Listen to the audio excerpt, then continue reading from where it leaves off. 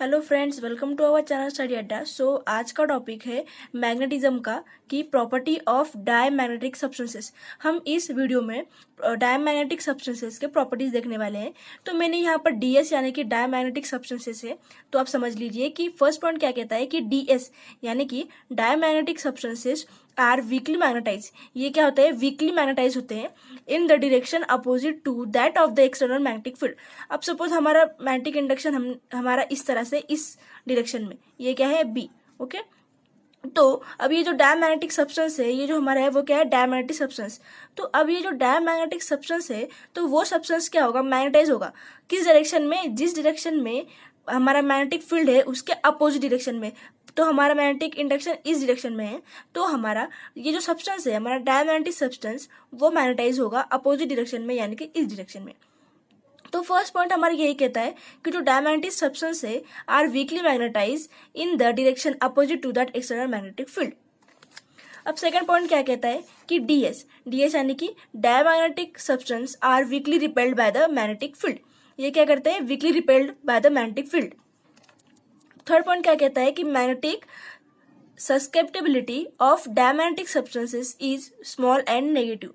अब बात आता है कि ये मैग्नेटिक सस्केप्टेबिलिटी यानी मतलब क्या होता है? सस्केप्टेबिलिटी यानी मतलब ये होता है कि इट इज अ प्रॉपर्टी। ये क्या है? एक प्रॉपर्टी है which determine how easily material can be magnetize. यानी कि ये एक प्रॉपर्टी है जो कि हमें बताता है कि कितनी आसानी से वो जो सब्सटेंस है वो क्या होगा? मैग्नेटाइज होगा। तो अब ये मैग्नेटिक सस्केप्टेबिलिटी क्या है? डायमैग्नेटिक सब्सटेंसेस की स्मॉल है और क्या है? नेगेटिव है। सो फोर्थ पॉइंट क्या करता है? Ordinarily a diamagnetic substance remains is an unmagnetized state. अब ऑर्डिनरली यानी कि साधारणतः ये जो डायमैग्नेटिक सब्सटेंस है वो क्या है? रिमेन्स होता है किसी अनमैग्नेटाइज स्टेट में। ओके, तो अब हम आते हैं फिफ्थ पॉइंट की। तो फिफ्थ पॉइंट हमारा क्या कहता है कि if a thin rod of diamagnetic substance is freely suspended in uniform magnetic field, it's come slowly to rest with its length perpendicular to the direction of magnetic field. अब हमने क्या किया यहाँ पर कि अब एक रॉड, ये हमने क्या किया? रॉड है जो कि डायमैग्नेटिक सब्सटेंसेस का है, तो वो क्या हमने किया? फ्रीली सस्पेंडेड किया है, यानी कि हमने यहाँ पर हैंग किया है इस डायमैग्नेटिक सब्सटेंस को। तो अगर हमने यहाँ पर मैग्नेटिक फील्ड लगा, यहाँ पे नॉर्थ और साउथ है, तो यहाँ पे क्या होगा? मैग्नेटिक फील्ड प्रोड्यूस होगा। ओके, तो तब क्या होगा? ये जो रॉड है वो क्या आएगा? It come slowly to rest with its length perpendicular. तो ये क्या होगा? परपेंडिकुलर हो जाएगा किससे? Direction of magnetic field. अब देखिए यहाँ पे हमारा डायरेक्शन ऑफ मैग्नेटिक फील्ड किस तरह है? इस तरह से। तो हमारा ये जो रॉड है वो किस तरह से आ गया? इस तरह से, यानी कि क्या हुआ? परपेंडिकुलर। ओके, तो इस फिफ्थ पॉइंट में वही कहा गया है कि it's come slowly to rest its length perpendicular to the direction of the magnetic field. वो क्या आ जाएगा? परपेंडिकुलर हो जाएगा जिस डायरेक्शन से मैग्नेटिक फील्ड प्रोड्यूस हो रहे हैं। अब बात करते हैं हम सिक्स पॉइंट की। तो सिक्स पॉइंट क्या कहता है हमारा कि if a magnetic field is applied to a diamagnetic liquid in one arm of U tube, the liquid level in that arm is lower.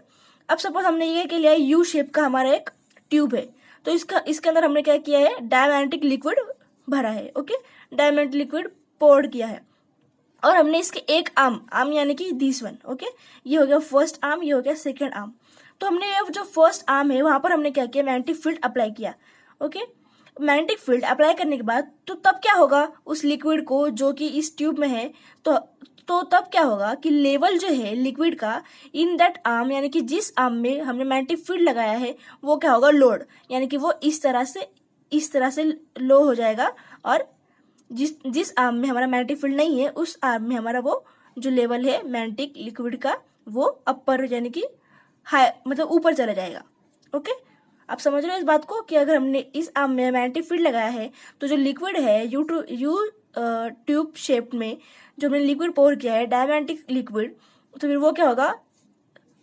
इस आर्म में जो है वो लोअर्ड हो जाएगा और इस आर्म से वो राइज हो जाएगा। अब बात करते हैं 8 पॉइंट की।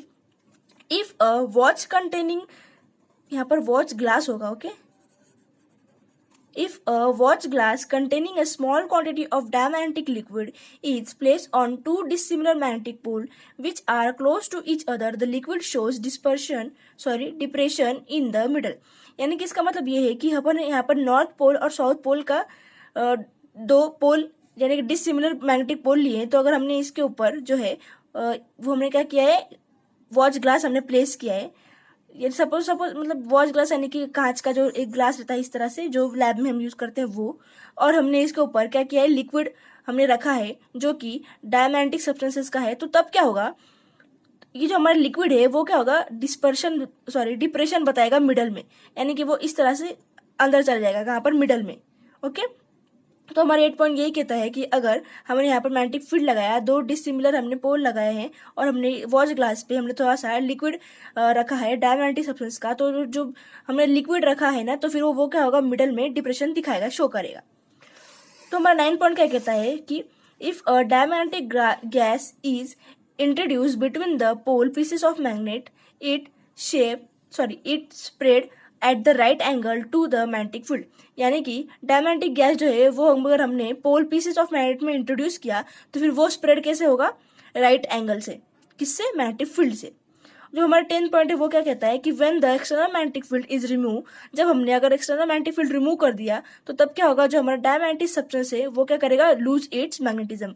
वो जितना भी वीकली जो भी मैग्नेटाइज किया है, जो भी उस सब्सटेंस ने वो सब्सटेंस मैग्नेटाइज हुआ है, जो भी हुआ होगा वीकली ही होगा ना, तो फिर वो वीकली मतलब इतना सा भी अगर वो मैग्नेटाइज हुआ है तो वो क्या करेगा, लूज कर देगा इतना सा भी। अब बात करते हैं 11 पॉइंट का। तो 11 पॉइंट में क्या किया हमने, एग्जांपल्स लिखे। अब डायमैग्नेटिक सब्सटेंस का एग्जांपल कौन कौन से रहेंगे, तो डायमैग्नेटिक एग्जांपल्स ये है कि यहाँ पर मैंने याद रखने के लिए ABCD शॉर्ट फॉर्म बताया कि अब A से क्या होगा, हमारा एंटीमनी, B से है हमारा बिस्मथ, C से है हमारा कॉपर और D से है हमारा डायमंड। तो ये ABCD जो है वो क्या है, एग्जांपल्स ऑफ डायमैग्नेटिक सब्सटेंस। तो आई होप आपको प्रॉपर्टीज समझ में आया होगा डायमैग्नेटिक सब्सटेंस का। अगर आपको वीडियो समझ में आया होगा तो प्लीज हमारे चैनल को सब्सक्राइब कीजिए, हमारे इस वीडियो को लाइक कीजिए। Thank you so much.